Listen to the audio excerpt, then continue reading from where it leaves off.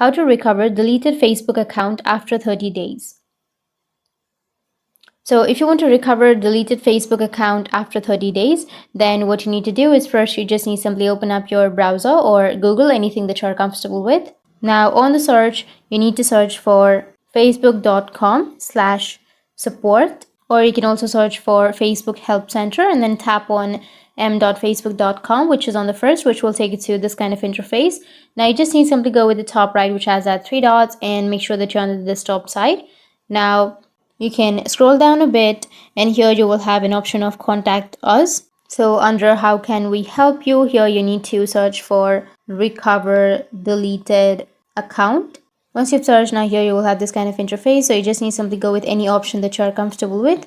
So just simply go with the first one, and it will give you some information. You can go with Android app or computer help or iPad help. And if this doesn't fix your problem, then you just need to simply scroll down and tap on no, where it says was this helpful. So tap on no, which is on the bottom, and then tap on other, and it will give you this kind of interface where you can tell more about your problem.